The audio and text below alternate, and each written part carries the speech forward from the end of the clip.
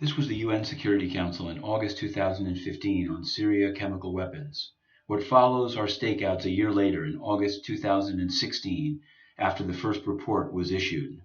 High appreciation of the work of Jim. I think that they performed the task very professionally, thoroughly according to the mandate. They had a very difficult challenge, and they did what they could. It's a highly technical report. I understand it was issued today, and our experts had a very close look at it, and will continue studying the report. But there are some questions. Maybe I used the figure of speech when I said that clearly there is a smoking gun. Chloride most likely didn't get used. That was already the finding of the fact-finding mission before. But there are no fingerprints of the gun. There are a number of questions which have to be clarified before we accept all the findings of the report and the conclusions, which are sometimes formulated in a way which does not give the impression of full confidence that those conclusions are entirely accurate. So we'll be discussing the kind of product which can be produced now by the Security Council, and then we'll be discussing what to do next. I think what I will share, the conclusion, the point which was made by some colleagues in the course of that discussion, that Jim has played a useful role, even though there were some situations which need to be studied, there was a concern, condemnation.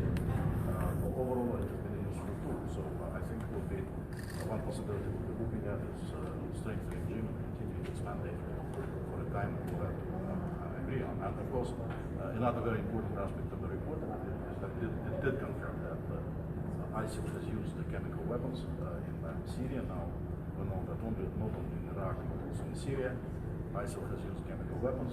We are disappointed that we wasted a considerable amount of time as far as the problem of the use of chemical weapons by terrorists is concerned. As you know, there was a Russian-Chinese draft resolution on the Council to intensify and strengthen our capacity to deal with the threat of terrorist use of chemical weapons in that part of the world.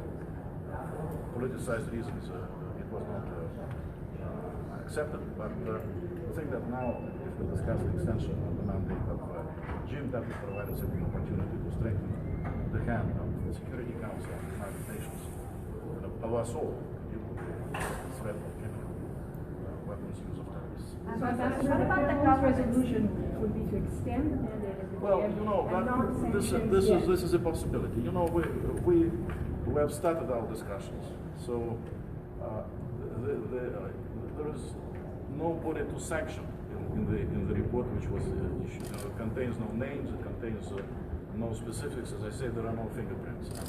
In fact, even we have to behave professionally. You know, I think it would be a relief to us, frankly, if the report said something definitive. But if we have to be professional, we need to question all the conclusions, all the analysis of the report. And if we do that, clearly there are some, question marks. And we had a very good exchange with Ms. Gamba, because she spoke first, and I made my remarks. And then actually one of the members of the council suggested that she responds to my remarks. So it took 30 minutes to respond to my remarks.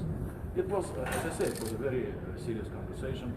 Again, our questions do not aim at undercutting in any way the effectiveness and the usefulness of Jim and the high quality of their work. We are fully in support of their activities. So we'll see what decision the Security Council is going to make next. Ambassador, again about Syria. Ambassador, before you go in, you told me. Well, maybe, as I say, I think the mandate was not strong enough as far as terrorism is concerned. What about That Syria? part of the mandate can be strengthened. Maybe some other things too, but we have not started discussing it. Ambassador, before you go in, you told me about the Turkish operation in Syria. You said you don't have. You don't think the report is enough for the Security Council's perspective? Frankly, but we continue to of course, analyze the report.